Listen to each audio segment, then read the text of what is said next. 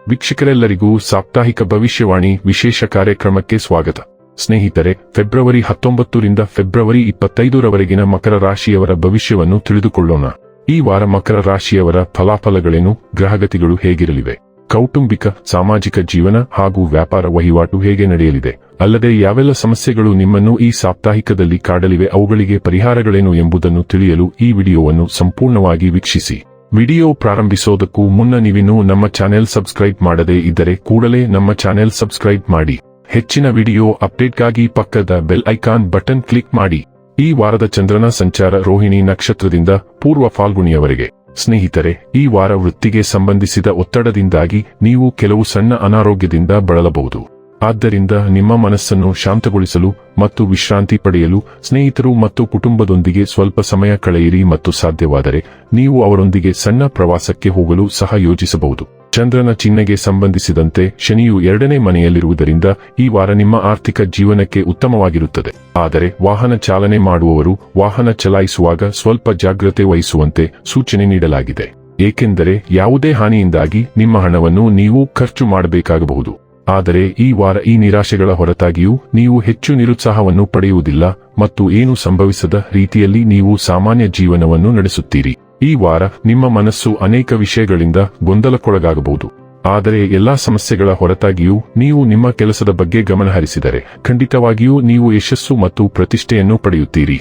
ಆದ್ದರಿಂದ ನಿಮ್ಮ ಮನಸ್ಸಿನ ಮೇಲೆ ಹಿಡಿತವಿರಲಿ ಮತ್ತು ಸರಿಯಾದ ದಿಕ್ಕಿನಲ್ಲಿ ಸಾಗಲು ಪ್ರಯತ್ನಿಸಿ. ಈ ಸಮಯದಲ್ಲಿ ನಿಮ್ಮ ಅಧ್ಯಯನದ ಮೇಲೆ ಕೇಂದ್ರೀಕರಿಸಲು ನೀವು ಕೆಲವು ತೊಂದರೆಗಳನ್ನು ಎದುರಿಸಬಹುದು. ಆದ್ದರಿಂದ ನಿಮ್ಮ ಏಕಾಗ್ರತೆಯನ್ನು ಹೆಚ್ಚಿಸಲು ಧ್ಯಾನ ಮತ್ತು ಯೋಗವನ್ನು ಆಶ್ರಯಿಸಲು ನಿಮಗೆ ಸಲಹೆ ನೀಡಲಾಗುತ್ತದೆ ಮತ್ತು ಪರಿಸ್ಥಿತಿಗಳು ವಿರುದ್ಧ ದಿಕ್ಕಿನಲ್ಲಿ ಹೋದರೆ ಆ ಸಮಯದಲ್ಲಿ ನಿಮ್ಮನ್ನು ಸಾಧ್ಯವಾದಷ್ಟು ಶಾಂತವಾಗಿಟ್ಟುಕೊಳ್ಳಲು ಪ್ರಯತ್ನಿಸಿ. ಏಕೆಂದರೆ ಶಾಂತ ಮನಸ್ಸಿನಿಂದ ನೀವು ಪ್ರತಿಯೊಂದು ಸಮಸ್ಯೆಗೆ ಪರಿಹಾರವನ್ನು ಕಂಡುಕೊಳ್ಳುವ ಸಾಮರ್ಥ್ಯವನ್ನು ಕಂಡುಕೊಳ್ಳುತ್ತೀರಿ. ಈ ರಾಶಿಯ ವಿದ್ಯಾರ್ಥಿಗಳಿಗೆ ಈ ವಾರ ಅನುಕೂಲಕರವಾಗಿರುತ್ತದೆ. ಶಿಕ್ಷಣಕ್ಕೆ ಸಂಬಂಧಿಸಿದ ನಿಮ್ಮ ಪ್ರಯತ್ನಗಳಲ್ಲಿ ನೀವು ಯಶಸ್ಸನ್ನು ಪಡೆಯಬಹುದು.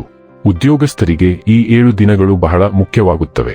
ಈ ಅವಧಿಯಲ್ಲಿ ನಿಮಗೆ ಯಾವುದೇ ಕೆಲಸ ಸಿಕ್ಕರೂ ಅದನ್ನು ಶ್ರದ್ಧೆಯಿಂದ ಪೂರ್ಣಗೊಳಿಸಲು ಪ್ರಯತ್ನಿಸಿ. ನೀವು ಬಡ್ತಿ ಪಡೆಯುವ ಬಲವಾದ ಸಾಧ್ಯತೆಯಿದೆ. ವ್ಯವಹಾರದಲ್ಲಿ ತೊಡಗಿರುವ ಜನರು ಕಾನೂನು ವಿಷಯಗಳಲ್ಲಿ ಹೆಚ್ಚು ಜಾಗರೂಕರಾಗಿರಲು ಸಲಹೆ ನೀಡಲಾಗುವುದು. ನಿರ್ಲಕ್ಷ್ಯವು ದುಬಾರಿಯಾಗಲಿದೆ. ನ್ಯಾಯಾಲಯಕ್ಕೆ ಸಂಬಂಧಿಸಿದ ಯಾವುದೇ ವಿಷಯವು ದೀರ್ಘಕಾಲದವರೆಗೆ ನಿಮ್ಮನ್ನು ತೊಂದರೆಗೊಳಿಸುತ್ತಿದ್ದರೆ ಈ ಅವಧಿಯಲ್ಲಿ ನೀವು ಅದನ್ನು ತೊಡೆದುಹಾಕಬಹುದು.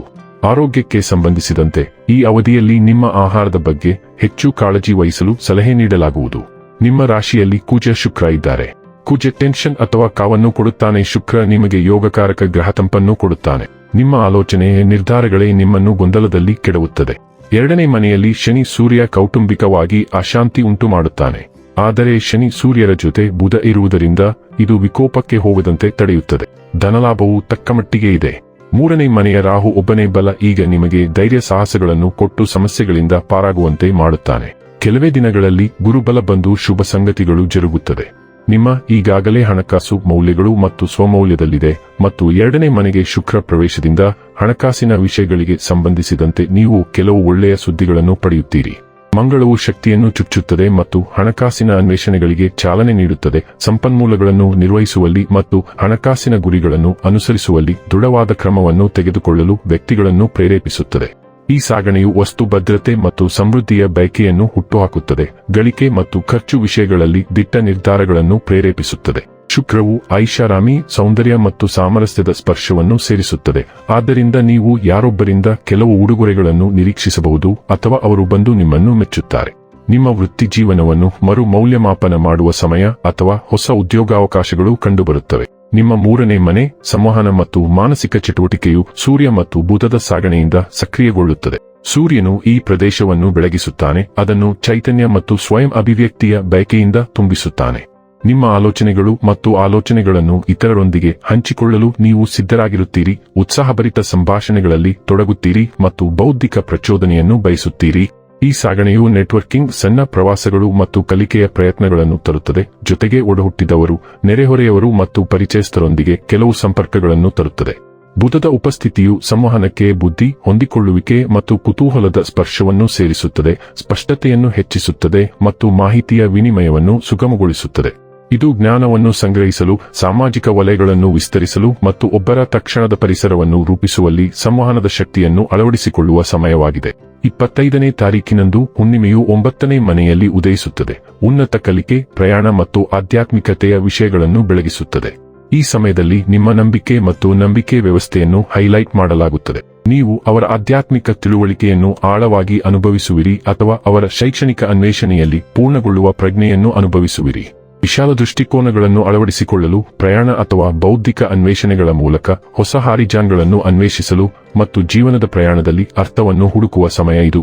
ನಂಬಿಕೆ, ಬುದ್ಧಿವಂತಿಕೆ ಮತ್ತು ಸಾಂಸ್ಕೃತಿಕ ಅನ್ವೇಷಣೆಯ ಸುತ್ತಲಿನ ಭಾವನೆಗಳು ಉತ್ತುಂಗವನ್ನು ತಲುಪುತ್ತವೆ. ಒಬ್ಬರ ನಂಬಿಕೆಗಳು ಮತ್ತು ಭವಿಷ್ಯದ ಆಕಾಂಕ್ಷೆಗಳ ಮೇಲೆ ಪ್ರತಿಬಿಂಬಿಸಲು ಪ್ರೇರೇಪಿಸುತ್ತದೆ. ಇದು ಒಬ್ಬರ ಮನಸ್ಸನ್ನು ವಿಸ್ತರಿಸುವ ಮತ್ತು ಅನ್ವೇಷಣೆಯ ಸಾಹಸವನ್ನು ಸ್ವೀಕರಿಸುವ ಸಮಯ. ಈ ವಾರದ ಅದೃಷ್ಟ ಬಣ್ಣ ಕೆಂಪು. ಈ ವಾರದ ಅದೃಷ್ಟ ಸಂಖ್ಯೆ 10. ಈ ವಾರದ ಅದೃಷ್ಟದ ದಿನ ಭಾನುವಾರ. ಇನ್ನು ಕೊನೆಯದಾಗಿ ಮಾಡಿಕೊಳ್ಳಬೇಕಾದ ಉಪಾಯಗಳ ಕುರಿತು ನೋಡುವುದಾದರೆ, ಶನಿವಾರದಂದು ಶನಿ ಗ್ರಹಕ್ಕೆ ಯಾಗಹವನ ಮಾಡಿ. ವೀಕ್ಷಕರೇ, ಇದಾಗಿತ್ತು ಮಕರ ರಾಶಿಯ ಜಾತಕದವರ ಫೆಬ್ರವರಿ 19 ರಿಂದ ಫೆಬ್ರವರಿ 25ರವರೆಗಿನ ಫಲದ ಮಾಹಿತಿ ಇಷ್ಟವಾದರೆ ವಿಡಿಯೋವನ್ನು ಲೈಕ್ ಮತ್ತು ಶೇರ್ ಮಾಡಿ. ಹಾಗೆ ಚಾನೆಲ್ ಸಬ್ಸ್ಕ್ರೈಬ್ ಮಾಡುವುದರ ಜೊತೆಗೆ ನಿರಂತರ ವಿಡಿಯೋ ಅಪ್ಡೇಟ್ಸ್ಗಳಿಗಾಗಿ ಪಕ್ಕದ ಬೆಲ್ ಐಕಾನ್ ಕ್ಲಿಕ್ ಮಾಡಿ.